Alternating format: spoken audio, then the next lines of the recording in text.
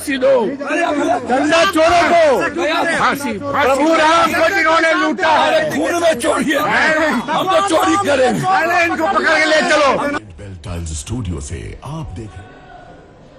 तो ये तस्वीरें भी आप देख रहे हैं। देखिए किस तरीके से विपक्ष अब कुल मिलाकर दो ही मुद्दे हैं जिसको धार दे रहा है। सीधे आपको लेकर चलेंगे, सहयोगी अंकित हमारे साथ मौजूद हैं। अंकित, एक तो दिल्ली में छात्र आंदोलन के दौरान छात्रों पर बर्बरता की जवाबदेही, अमित शाह बयान दें, अब तो इस्तीफे तक की मांग अमित शाह की जा रही है विपक्ष की तरफ से, और दूसरा राम मंदिर चढ़ावा चोरी। यही दो मुद्दे अब जो विपक्ष की तरफ से आगे बढ़ाए जा रहे हैं।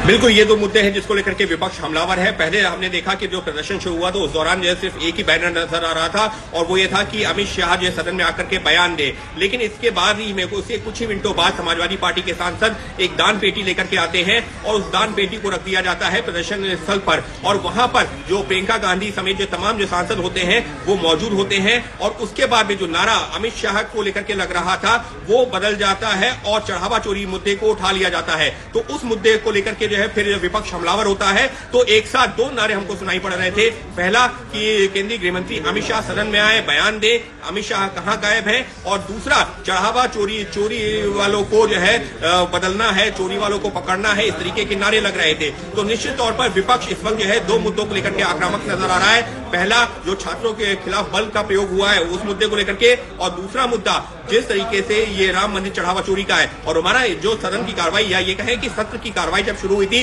उससे पहले ही हम लोगों ने चर्चा की थी कि किस तरीके से विपक्ष जो दो तीन मुद्दे हैं जिसमें पहला मुद्दा छात्रों वाला होगा और दूसरा मुद्दा ये चढ़ावा चोरी का होगा, कमोवेश उसी तर्ज पर जो सदन की कार्रवाई आगे बढ़ते हुए नजर आ रही है। लेकिन आज जो ये प्रदर्शन का एक अनोखा अंदाज देखने को मिला है उसने निश्चित तौर पर यह भी बता दिया है कि विपक्ष अब किस तरीके से इस मुद्दे को लेकर के संसद से लेकर के सड़क तक आने की पूरी तैयारी कर चुका है। और जिस तरीके से पप्पू यादव वहां पर पहुंचे हैं और जिस बात का जिक्र भी मोहित भी कर रहे थे, हम लोगों ने तस्वीरें भी दिखाई कि राहुल गांधी आते हैं, उसमें चंदे जो दान पेटी होती है उसमें चंदा डालते हैं। उसके अलावा जो वहां पर डिंपल यादव आती हैं वो डालती हैं। कुछ महिला सांसद आती हैं वो पप्पू यादव से कहने लगती हैं कि इसका पैसा निकाल करके जेब में क्यों डाल रहे हो। तो एक तरीके से पूरा एक नाटक सा सीन क्रिएट किया गया और आखिरी में पप्पू यादव जब वो उसको लेकर के भागते हैं तो समाजवादी पार्टी के सांसद उनके पीछे दौड़ते हैं, उनको पकड़ लेते हैं और उसके बाद में चोर चोर के नारे लगाते हुए उनकी पिटाई सी करते हुए नजर आते हैं। तो एक माहौल ये बनाने की कोशिश की गई है कि किस तरीके से इस वक्त जो है